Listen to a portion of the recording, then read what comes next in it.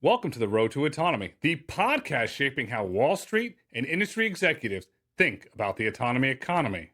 For today's executives and investors, simply following the headlines is not enough. That's why our clients go beyond the podcast and the headlines to get exclusive market intelligence and industry briefings. See what they see. Visit roadtoautonomy.com. That's roadtoautonomy.com. Martyn, Bank of America's everywhere in autonomy. I can't turn left, I can't turn right without running into somebody from Bank of America involved with autonomy. And Bank of America recently released a perspective on all things autonomous vehicles. I was impressed. Why was it time to release the paper now? Well, thank you very much, Grayson. Good to be here. And well, it was actually based on a bigger report that I sent you in July, if you remember, entitled AV You Can Drive My Car. Now, we can debate whose title's better. But to answer your question, why now? There's a few things that I'm sure we'll unpack in the chat today. But it's a combination of the technology breakthroughs, the huge economic potential that's starting to get more visible as these services come to market. Demographic factors as well, of course. AVs can solve driver shortages, basically. And lastly, the increasingly favorable regulation towards autonomous vehicles that's starting to play out now, partly due to escalating geopolitics and competition between US and China tech companies. But I'd say the main thing, Grayson, is on the tech side, right? Breakthroughs in AI are the main story here, as I know you've covered on the podcast before. And AI is enabling autonomous vehicles to generalize, be deployed in new areas cheaper and faster. And just quickly, a couple of the technologies we looked at in the report that I'm sure you're aware of is the simulation, right, reducing the reliance or full reliance on-road testing requirements that's traditionally been quite slow and expensive. Secondly, on the large language models to better understand driving decisions that the AVs take. Thirdly, on the falling sensor costs, we're seeing LiDAR costs have halved last year. And then finally, neural networks that continuously learn how to drive powered by data rather than being dependent on hard-coded software and maps that most AV companies have previously. So in summary, a kind of Gen AI on wheels on the tech front. Oh, you name it. You can drive my AV car. It reminds me of the Beatles, baby, won't you drive my car? So I'm seeing you next week in London. Are we taking a trip to Abbey Road together? Is that where we're going? Well, possibly, yeah. And that's a good idea, Grace. And maybe we can do that. But yeah, we're certainly big fans of having some things that are big catchy titles, whether they're song titles or references to things. And I think at the moment, one thing that we'll maybe discuss a bit is, whilst we joked, AV, you can drive my car, I think the big opportunity here in autonomy is far broader than that, as we'll discuss, right? Obviously cars are very important in this in the addressable market, but actually, there's a number of other areas. And the other thing is that AVs are no longer a moonshot, right? You and I have discussed over the years, when are we going to get this? When's it going to become important? But it's still very much been seen like a 5-10 year view, or we haven't had the commercial services available to actually go and ride and benchmark. I know you've ridden in loads of them now and helped to set some up for me, of course, as well over the years, which is always fun. But that's the point now, is that you've got services that you can actually start to look at, gauge why would this be important, and where we're going. And a fun fact for you, actually, from the report, just from the 4 commercial operators that are operating AVs now, have driven apparently 190 million miles, which is apparently more than a return trip from Earth to Venus. So increasing rapidly, as you know. It's going, it's scaling, and most importantly, it's global. It's not just Silicon Valley. It's just not the United States. It's global. We have AVs in Asia. We have AVs in Europe. We have AVs in Australia, and soon we're going to have them on multiple continents. And eventually, at some point, if we don't have them ready, we're going to have them on Antarctica. Yes, they will be used for research purposes, but we're going to have some form of autonomous vehicles on Antarctica at some point.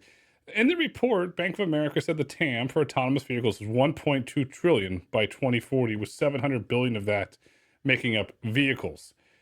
That's big. Break the TAM for me. How did you get to the 1.2 trillion by 2024? Because to me, that's a massive, massive opportunity. Yeah, sure. Well, I mean, I was hoping, Grayson, that there'd be some kind of third-party study out there that I could easily just capture the whole market opportunity and quote that. That's what I was hoping for. And I think I phoned you up first and a few other friends and consultants in the industry trying to find it, but we didn't find it, long story short. So what we did, we didn't create a model ourselves or some, assumptions we're going to update every quarter. That's not really what my team did or do. But we looked at about 8 or 9 different external forecasts for each of the potential AV markets. So that's the important thing, right? Is that, yes, the car is very important. I guess to highlight 2 things. One is that rightly we see a lot of focus on autonomy on the car, as we'll discuss. That gets the headlines, right? We can all relate to it. There's an emotive aspect to it, and we can all think of the use cases quite quickly. but actually there's some markets that might be faster to automate with a clearer ROI. So think ports, logistics, mining, agriculture, of course, trucks and delivery.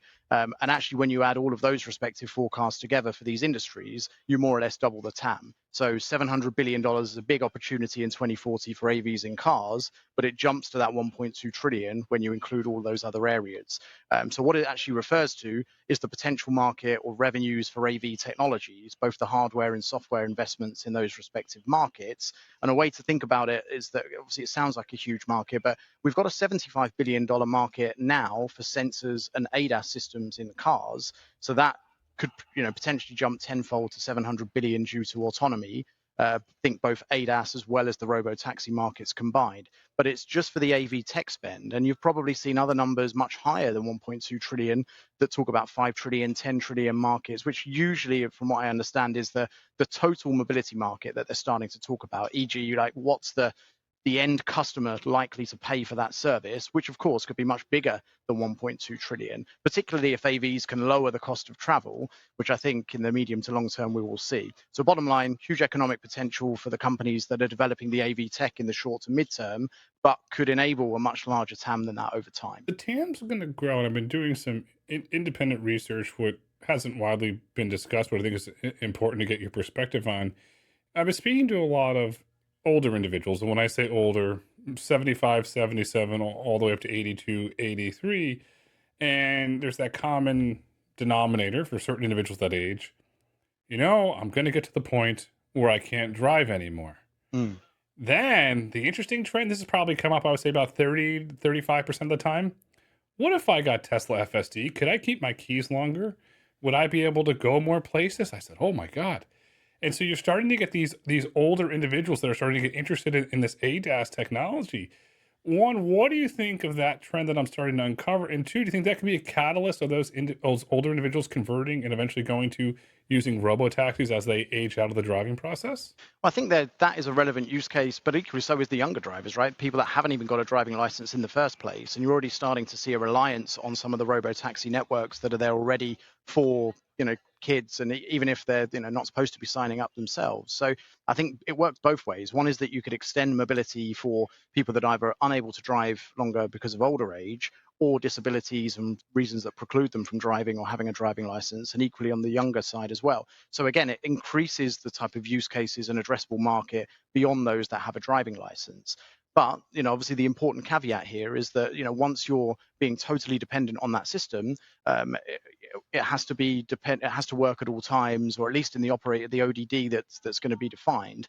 At the moment, some of those that you've mentioned in the automotive space are gradually getting higher levels of autonomy for it to be a fallback and dependent on people that can't then take over control of the vehicle. It needs to be more towards the so-called level 4 and higher levels of autonomy that will come eventually and are starting to come in certain cities, but it's still quite expensive. I think the great unlock here in the United States, and we had Mr. Jonathan Morrison was recently sworn in, actually today, officially a swearing-in ceremony with Secretary Duffy to be NHTSA administrator. You have to see the FMCSA rules, I would call modified or enhanced for the future, where when you start removing the pedals and the steering wheel and you sell it, then you have a huge opportunity. So that younger individual that can't legally drive can go in that vehicle, and then an older individual who's incapable of driving because of the aging process.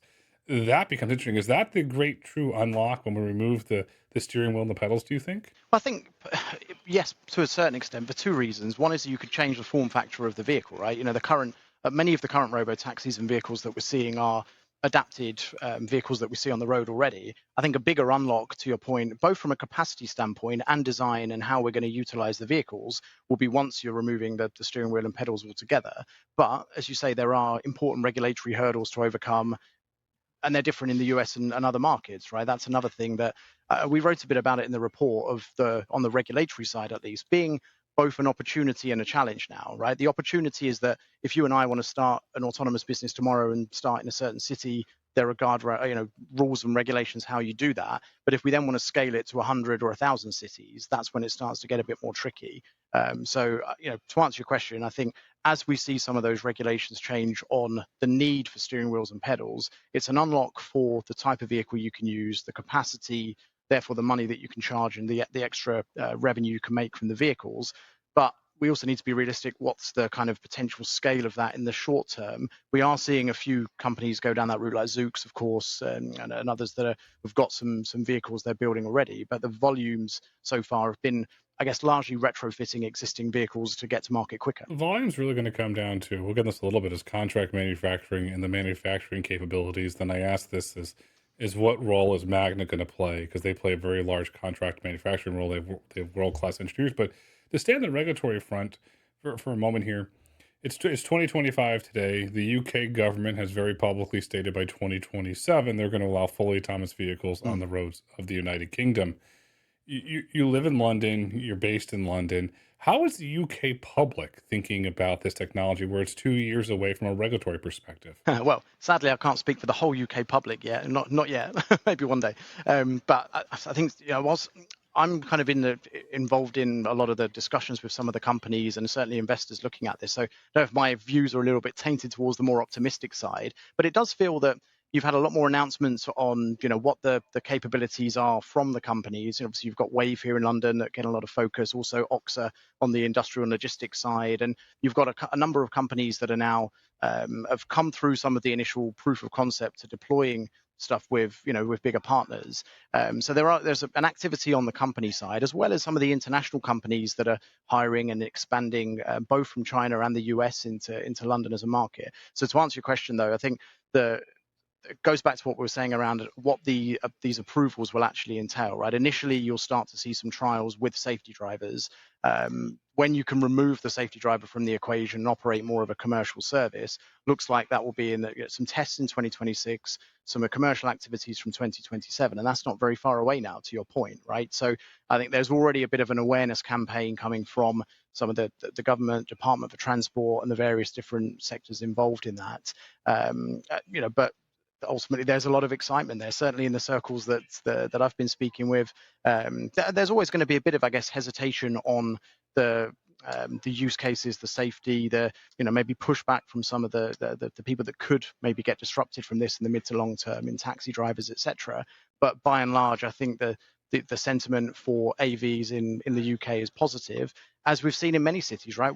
Now you're seeing expansion in areas like where you are, and certainly in San Francisco and in China, there is becoming a bit of FOMO from other cities of, well, we've been to San Francisco and tried this, we want it in London, or we want it in Paris or other areas. And I think that's also helping to change a bit the opinion as to why we need it. And from the regulator standpoint, starting to make some of the rules, regulations, and standards for which these vehicles can operate in. I said this years ago when I was the co-chair of Thomas Vehicle Task Force at Beverly Hills. I said, you know it when a Thomas Vehicles made it, when the Queen Mum goes for a ride in the vehicle. Obviously, the Queen Mum has passed on, but now you have King Charles. And I'll say this, when King Charles goes for a ride, and I'll caveat this, either at Windsor in a secure location or in some sort of formal royal parade, you know that the UK is ready for autonomous vehicles. Yeah, I think, well, you are getting higher profile visits and use of the vehicles, right? Whether it's the royal family. I understand Bill Gates did a ride in one, and we've got quite a lot of focus. Richard Branson as well. So all these names are starting to talk positively about the technology and what it can do. But I think that's that's one aspect of persuading people that this is going to be useful. I think on the other side, and we wrote a bit about this more in the report, is the critical need, right? We've spoke a bit just already about the economic potential, the huge TAM, which has always been the underlying principle of why autonomy should become a thing. But you've also got the demographic aspect as well, right? Driver shortages certainly in the trucks and buses and commercial vehicles, but impacts the taxi market in the same way. I think the average age of a taxi driver in Japan is something like 60. In London, you've got already a potential shortage of taxi drivers that's been reducing in the last 10 years. I think there was a study from TfL showing if the current rate of decline of drivers were to continue, within 20 years, there would be no London taxi drivers, right? That's how severe the decline has been. So long story short, there might be some campaign on the awareness and why people should use AVs in the positive side and the safety case, but also on the demographic side as well, underpinning the need for these vehicles in the first place. What is driving the decline of the London taxi driver? Is it the education they have to go through, the tests they have to pass of knowing every in and out in London? Is that one of it, or is it just individuals are more interested in other career paths? I think it's a combination of things. I mean, on the taxi front, you have seen a number of other technology platforms. The rise of ride-hailing being one of the obvious areas. But as you say, there are a number of hurdles to go through, and this isn't just London. You know yourself in New York and other markets. There's always been that kind of barrier of whether it's cost, or in London, it's the case of getting the knowledge of being able to know every street and be able to be tested on that without the use of a map or technology. So there is a barrier to entry there, which is starting to reduce a little bit going forward. I think ultimately it's kind of persuading people into that career path as a driver, whether it's a taxi driver, bus driver, truck driver. There's a reason why there's kind of shortages in all of these different areas, and it's not just about pay. It's about the kind of the conditions and whether people want to do that for 8, 12, 16 hours a day. And so I think that maybe autonomy can help some of that. If there's in the short term, you've got more assisted driving features, and technology could maybe be a positive in that front. But across the world, you're seeing driver shortages in the commercial vehicle segments and in taxis. And autonomy isn't going to address all of that, right? And I think that's the important thing to note, is that in any of these markets, you're not going to see 0 to 100% penetration in any of the areas. And and many of the companies have spoken about this. The limitations they have on supply in the short term are notable, right? Either getting access to the type of vehicles, the technology, but yeah, nevertheless, all of these things combined mean that it could be another driver of sentiment and importance for autonomy. You hit the nail on the head. Right now, the global market for autonomy is energy constrained and it's vehicle constrained. On the vehicle front, what has to happen for that constraint to be unlocked? Is it large scale manufacturing? And if so, when do you really see that truly coming online? I think there's a couple of things, right? I think you mentioned about Magna and some of the companies that are involved on the contract manufacturing side.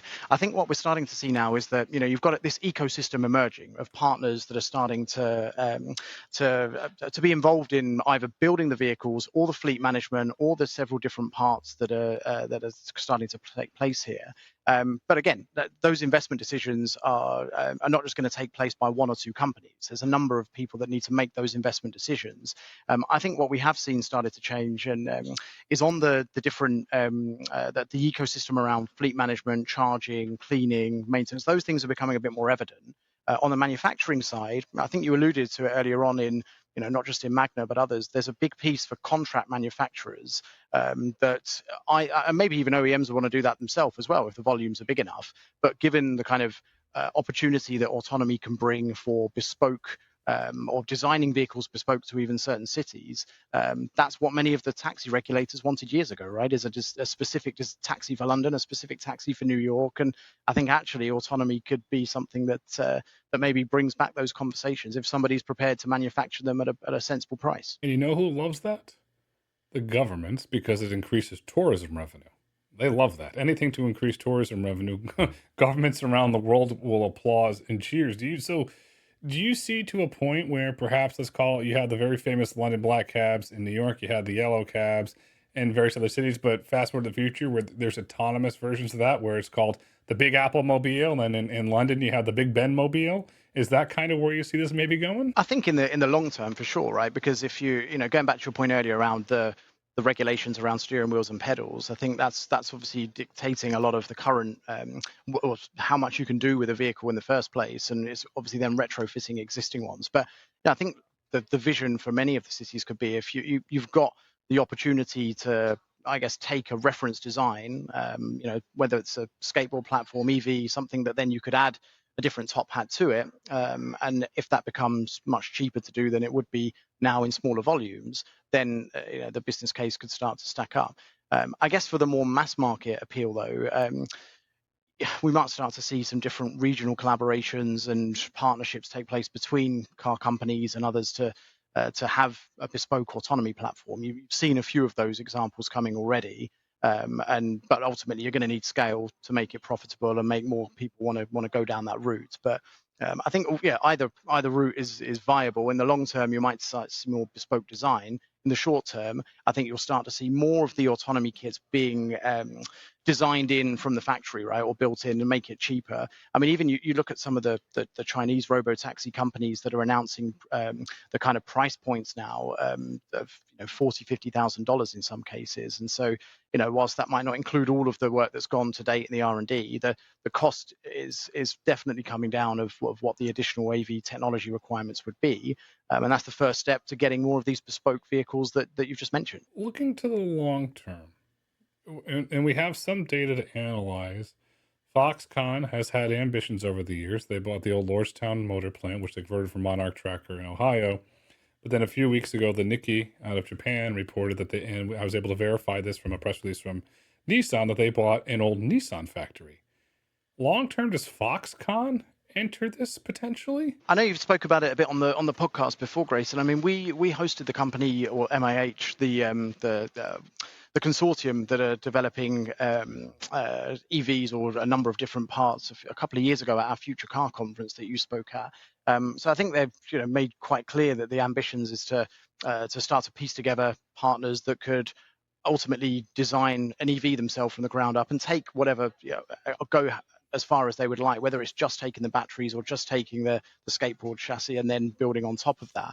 But ultimately, I think it's more, so far we don't see any evidence of companies like that wanting to vertically integrate autonomy and do that themselves. I think it's more working in a contract manufacturing facility on behalf of other partners, and whether it's them or some of the other companies you mentioned earlier on, it feels like that could become more of a viable business for these companies, especially given initially the volumes are not likely to be millions, right? It could be something that's outsourced to any of those providers. So it feels like the building blocks are starting to be there now. You've got EVs that are easier to maybe make a reference design and build on top of with a certain chassis, and then customize that depending on the design, the different aspects that you would need for autonomy, and make it with a different top hat on top. So it feels like that's where we could see some traction going forward.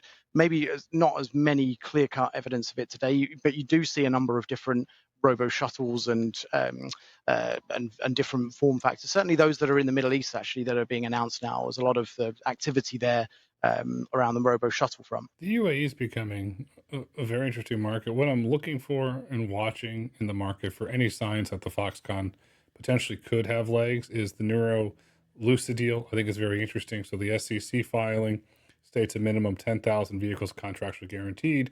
Neuro received the first Robotaxi this week built on the Lucid line.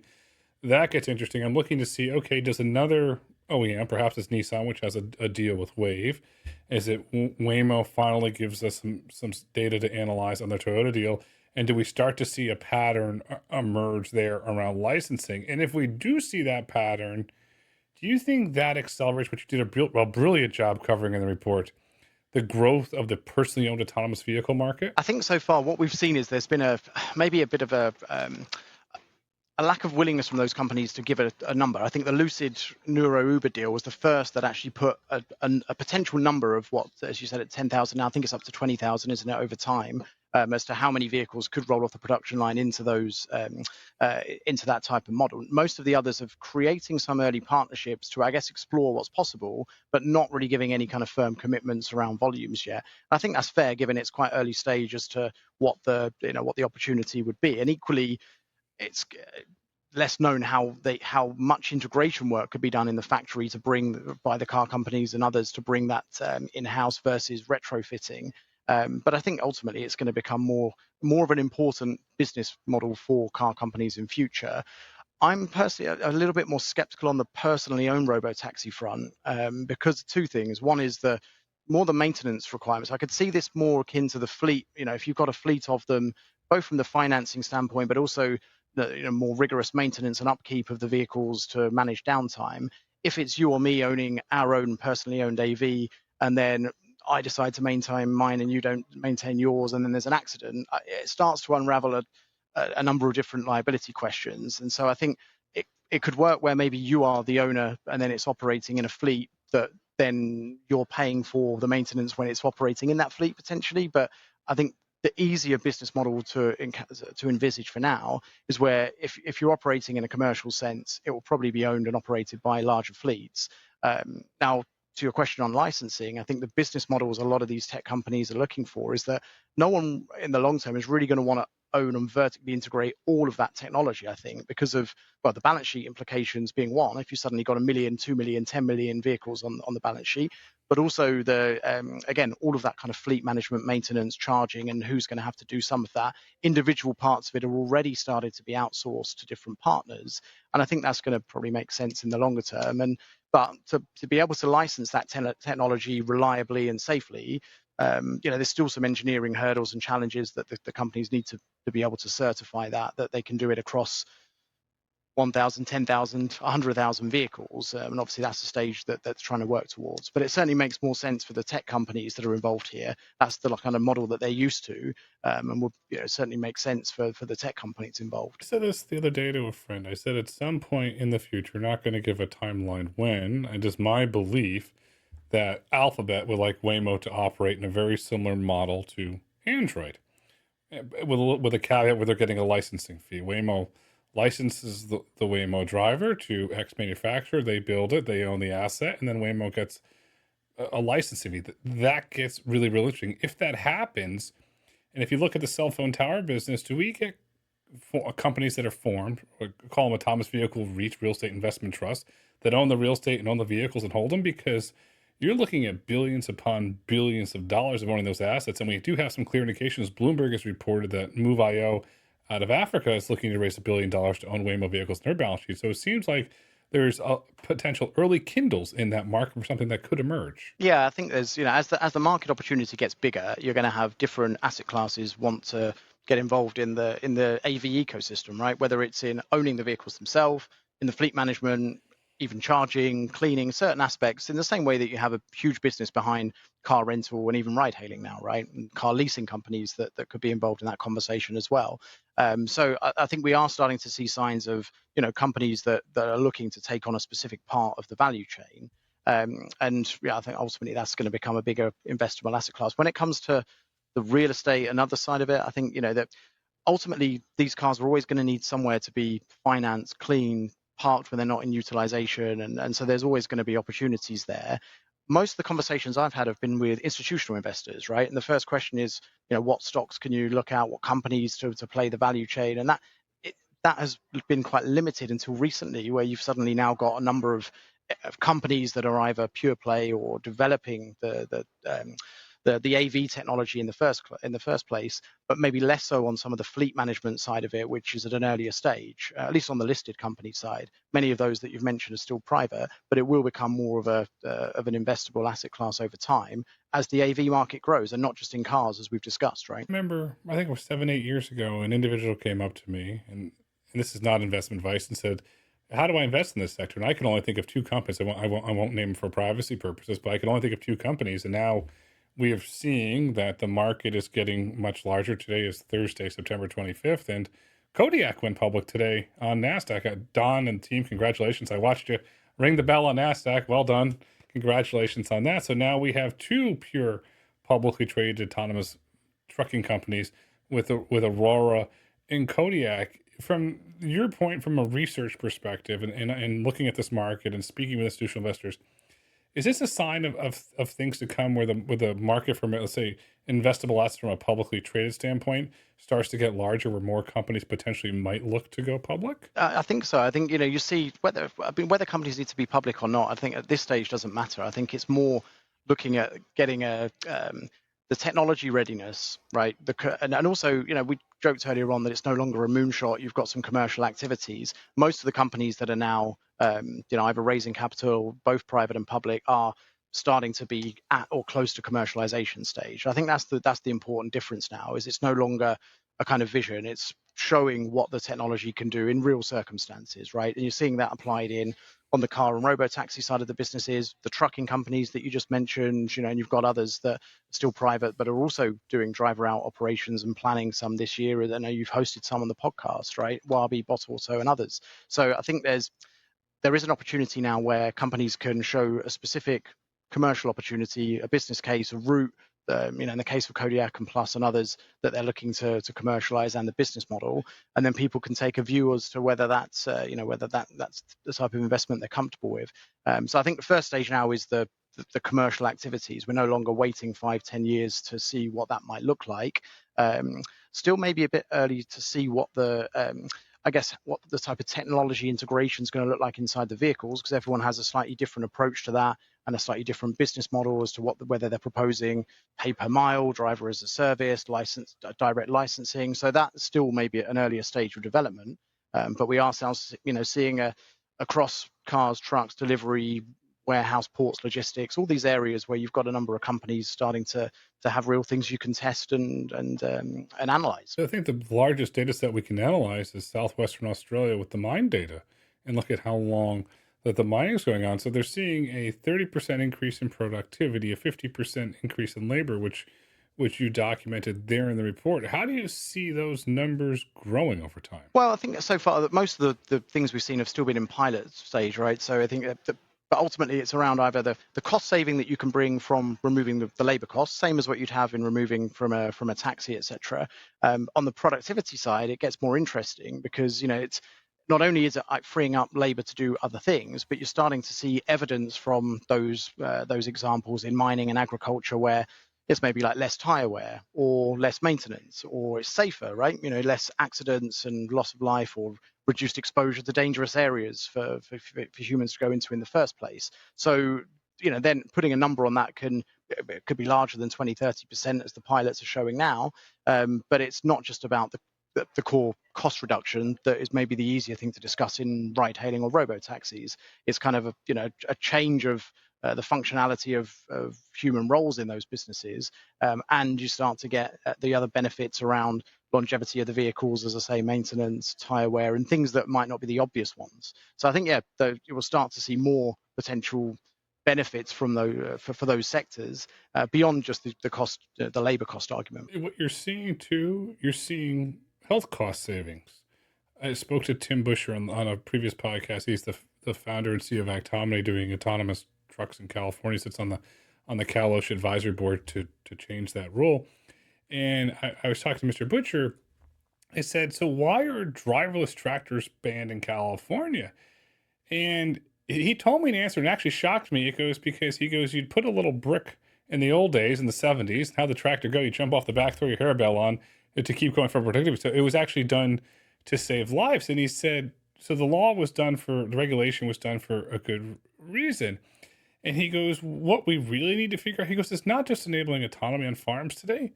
He goes, it's the back. He goes, it's the buttocks. And I said, what do you mean? He goes, and he told me the exact number of health complaints and medical costs of sitting in the tractor all day, up, has huge medical costs. And he said it actually has been scientifically proven at UC Davis to potentially shorten lives. So think about autonomy. You're getting rid of the critical dangerous elements, but you're also increasing somebody's likelihood to live a longer, healthier life. That's impressive. I think we should talk about it more. Yeah, I think there's other benefits like that will come to the fore. I mean, obviously the reason why people jump straight to the commercial one, certainly in the investment case, it's obvious, but is because you can start to make more of a tangible reason why this technology might work. But let's assume that in any of these segments, autonomy takes more of a meaningful share. Then these benefits are the ones that will start to be talked about, right? Whether it's on the health side and also creating role in the case of agriculture, right? You've got a number of 1,000 other different jobs that the farmers might want to do rather than driving a tractor up and down every day. And also it can then it could be used beyond the usual hours that they'd want to work on that. It could be utilized in 2-3 shifts and for maybe more than one farm, right? So the business case might change overall. So I think a number of things like that are starting to and finally and we mentioned this a little bit earlier on, is that some of these segments are maybe easier to automate because they're not on roads, they're not working in operation with pedestrians, or at least not as often. Maybe easier from a regulation standpoint, and maybe from an accuracy standpoint as well. So there's some of those areas might be will be probably faster to automate, even if it's not the kind of $700 billion TAM that you might get in cars in the midterm. I still think trucking is a great opportunity because if you look at the growing labor shortage, as you highlighted Japan, and you're right there, we have it here in the United States. You look at the rising cost of shipping, but then the other element that I talk to investors about, consumer demand, consumer want. Oh, you go on Amazon to order it? I want it in an hour. Why do I have to wait? I want it now. No. Oh, I have to wait 2 days. That's not good. Next, let's go to the next one. It's what consumers want. So I think that's I think consumers are going to push the adoption of autonomy in logistics and especially trucking. Going back to the report again, this was fascinating. You did really good research on this, Martyn, and the team. I got to give you credit. 60 autonomous trucking pilots running around the world. Wow. How did you uncover that? Where did you put, you're in London, so did you put your Sherlock Holmes hat on and go through it? How did you find that? No, you're very much the Sherlock Holmes in this one, Grayson. I know some of your detective work is second to none. I mean, on that one, I mean, that was a particular one was a Bloomberg study that we saw and met the team there that have done some work around their views on autonomy. So actually, they had two reports. One was on the robo taxi and shuttle front, and one on the commercial vehicle pilots. So as you said, there's 60 or so on the commercial vehicle side. I think about 120 or so on robo taxis and shuttles. So you had close to with if you include delivery trucks as well, I think it was almost over 200 operational pilots that are going on around the world, which was more than I thought when I first started looking into this, right? And so even if you back to your point around how quickly will we see things commercialize, we do have on the robotaxi side at least about 7 or 9 cities now that are 24/7, any weather, operating commercial services. Less so on the truck and delivery services at the moment, but given you've got those kind of 60 to I think almost 90 if you include the delivery vans as well, the pilots that are going on.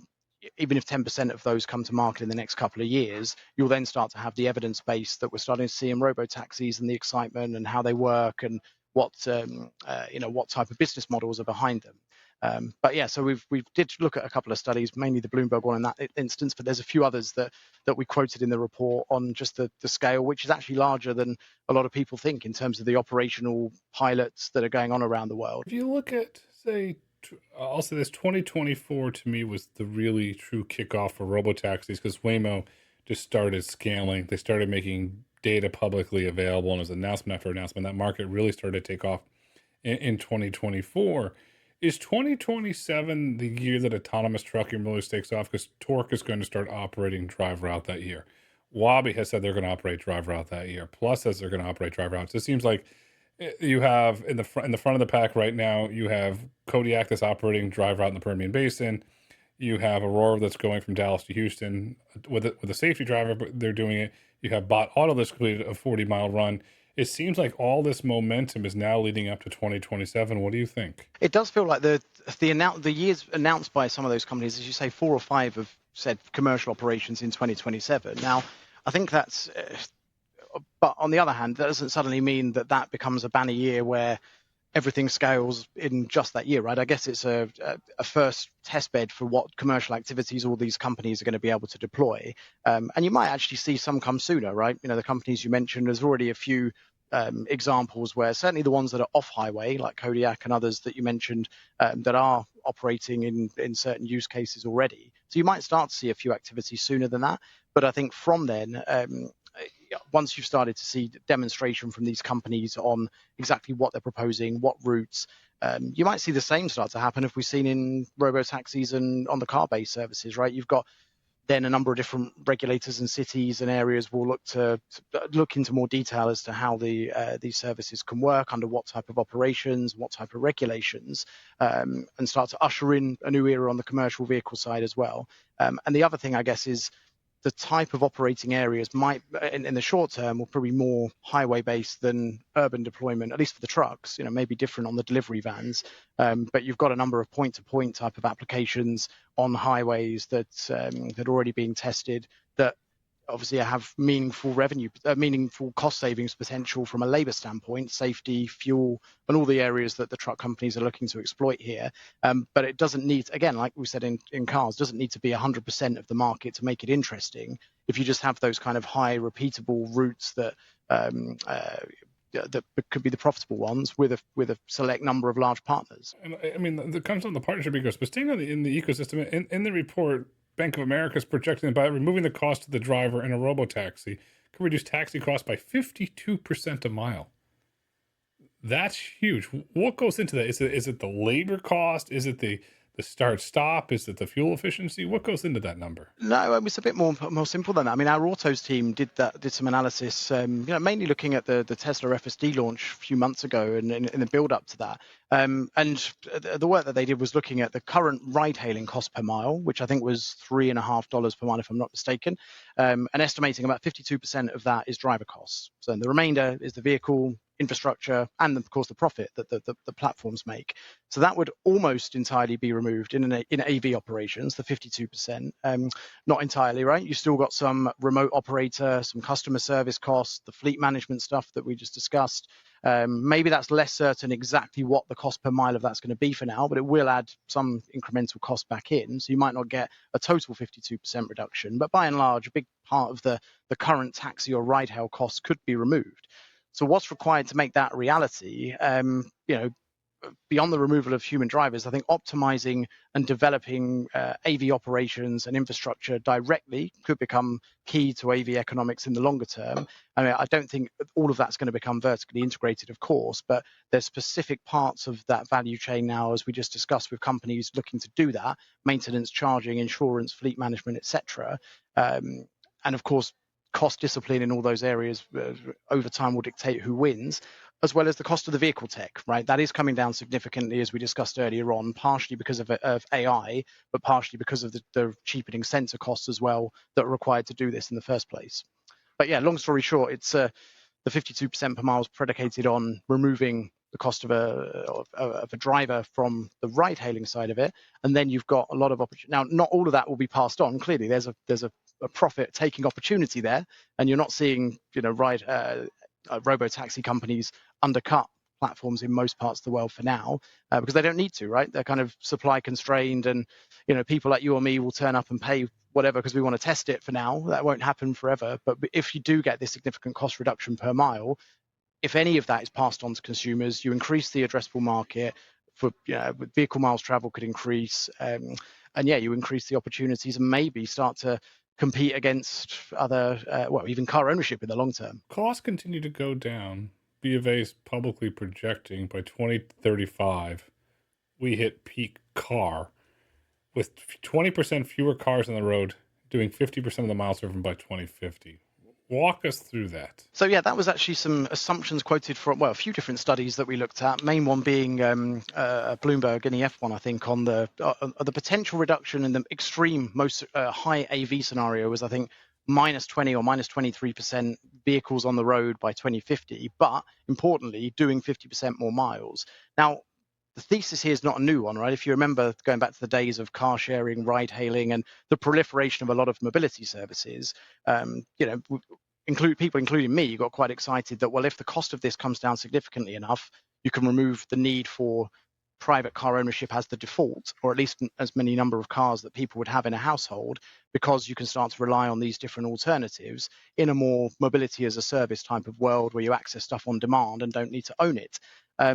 But of course, there's a reason why private cars are still very relevant in the market that we have, is the safety net, the certainty, it's your owned asset, and of course the cost. There's a very compelling argument as to, even with rising costs of insurance and all the other areas, car ownership still tends to be cheaper on a cost per mile basis than ride hailing, all those other things we've just discussed. Now, in a robotaxi and autonomous world, the scenarios that we looked at were that, well, peak car, or the number of cars on the road being sold, was probably going to flatline from about 2035 out anyway, and maybe even before that. So you've got, the kind of growth markets for automotive are not going to continue forever for a number of reasons. But if you start to add in a number of high autonomous vehicle penetration scenarios, you could reduce the number of cars in the fleet, or car park as it's called, but still assume that number of miles are going to increase because of economic growth, because of different demographic factors. And finally, if the cost per mile that AVs can enable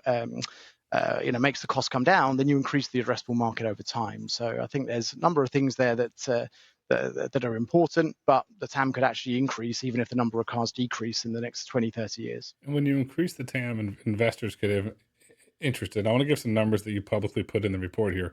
During the period of 2023 to 2024, $9 billion was invested in autonomous vehicle companies.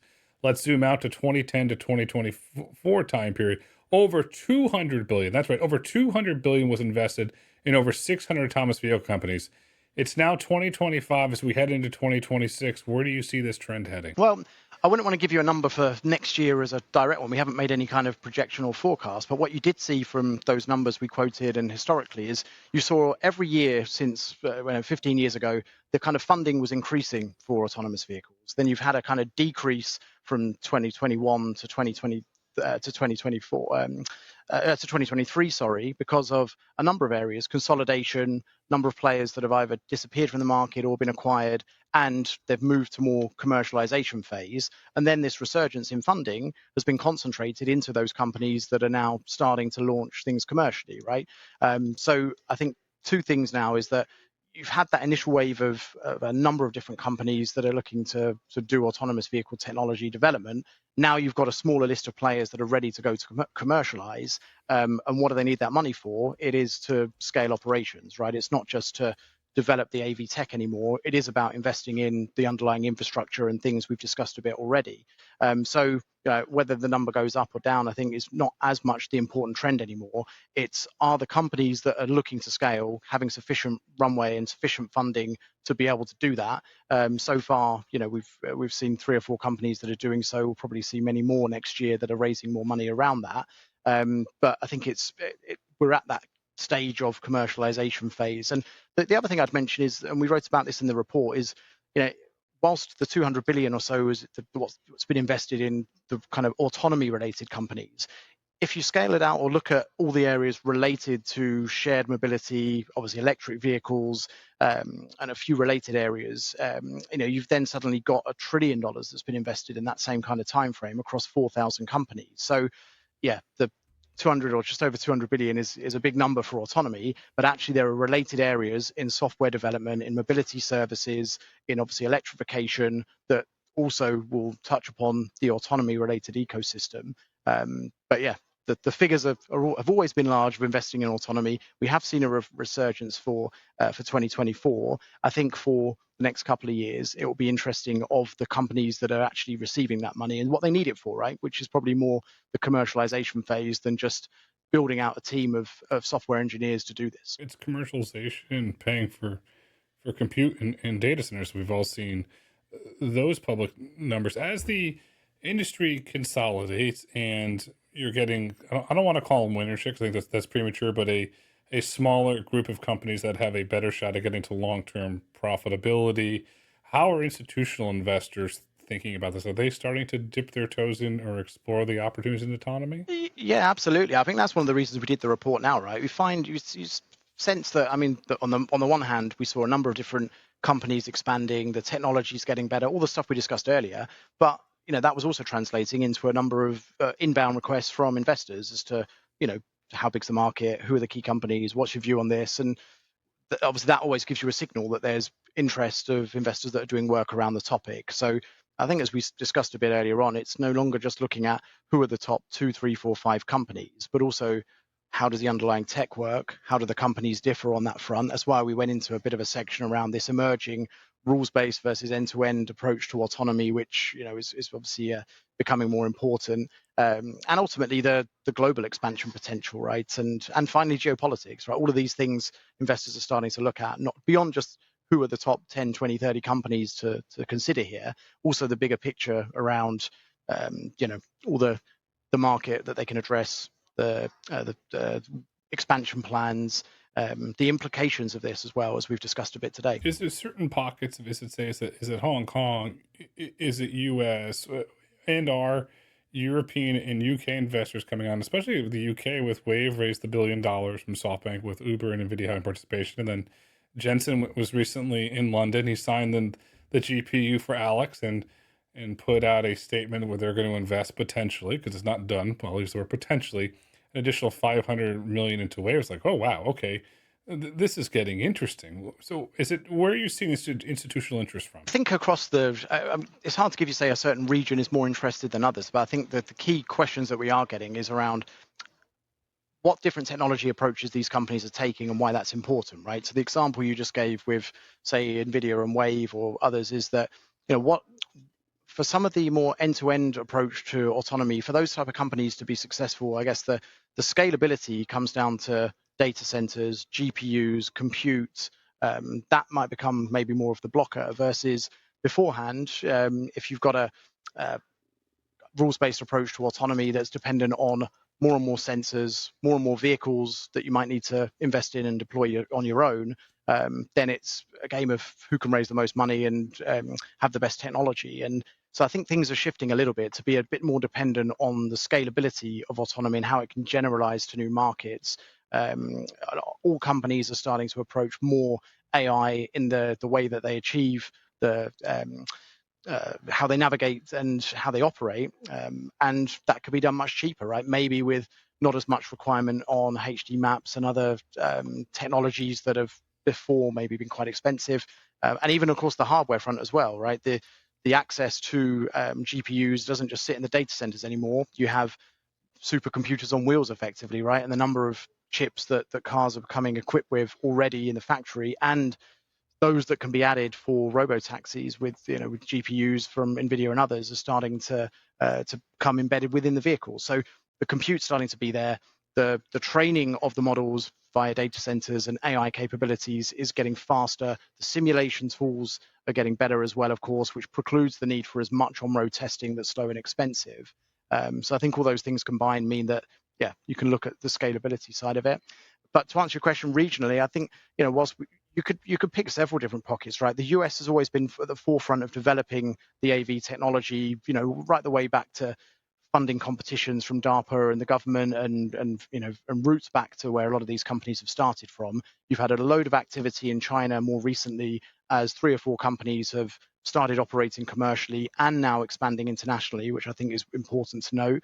But finally, you've got a lot of penetration of level 2 plus systems, and the implication of that is a lot of the hardware is being embedded in automotive grade volumes, which is bringing the cost down. Doesn't mean that all of that will be sufficient to operate a robotaxi service necessarily, but it is bringing the kind of volumes and cost down in sensors, LiDAR, radar, camera, and equipment that reduces the cost burden of the AV tech overall, and of course, finally, the GPUs and compute needed to do this. I want to highlight something that we haven't discussed yet, that hasn't really been discussed openly in this industry.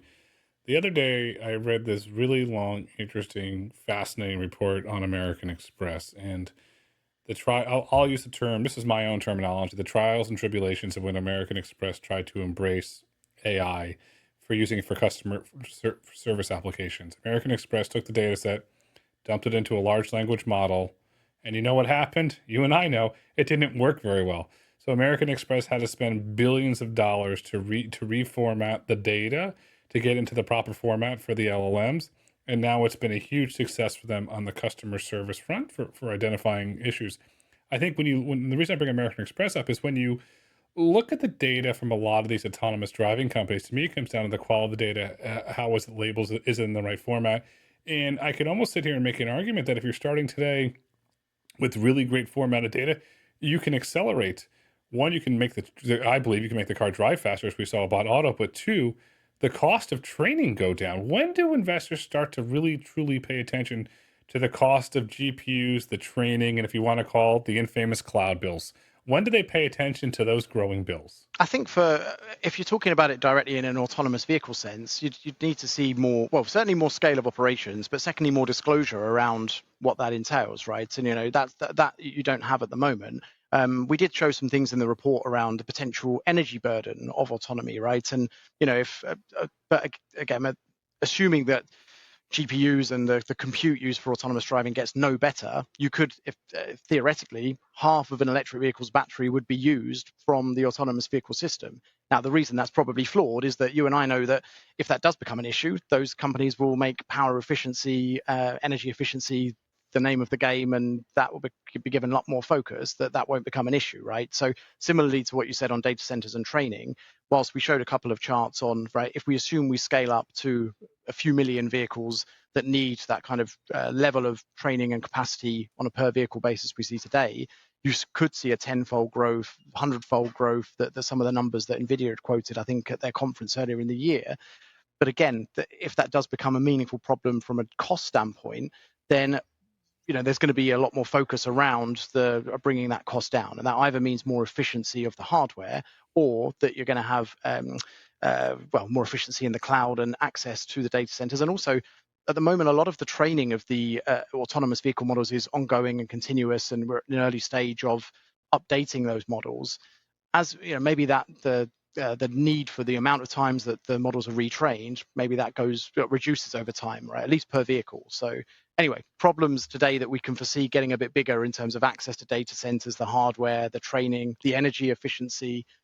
But I think if, like anything, you see already the cost of a ChatGPT search or inference for large language models was a problem 3 years ago. Now that is reducing orders of magnitude every model update these companies do. And I think autonomous driving will be no different in that sense. You're right. At some point, perhaps autonomous driving has steep stigma, which brings me to the Chinese market, because in the report you said 84% of Chinese cars are expected to have some self-driving capability by 2030, and they're going to have twice as many robotaxis by 2035. How close attention should investors be paying to the Chinese market? Because you're seeing WeRide in Europe now, you're seeing Baidu in Europe now, you're seeing Pony AI in Europe. So you're seeing, I want to say, outside these growing global ambitions. Yeah, I think a lot more focus is starting to be paid to this, right? And the geopolitics of the AV race. And I think that's something that investors need to pay more close attention to, because, and I think I wrote about it in the report, is that China's focus is starting to go a bit, or switch a bit, from EVs to AVs, right? Everyone knows a bit the China EV story now, of that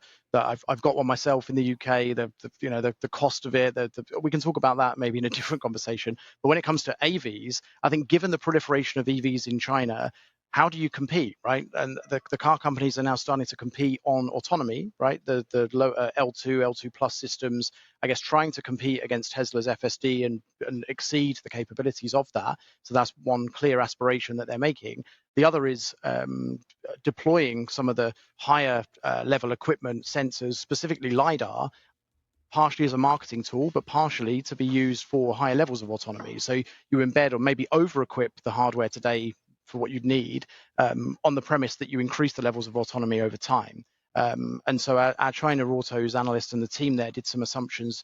As you said, they believe 84% penetration of autonomous vehicles in the China market by 2030, most of that being level 2 and level 2 plus and 3 systems. Only, I think, about 4% of that being highly automated level 4 robotaxis. So that's, I guess, the important distinction, that there still might be a bit of a gap before we see higher levels of autonomy. But the important thing to note is that as we're deploying all of those sensors, the cost is coming down. The cost of LiDAR has halved last year and the year before.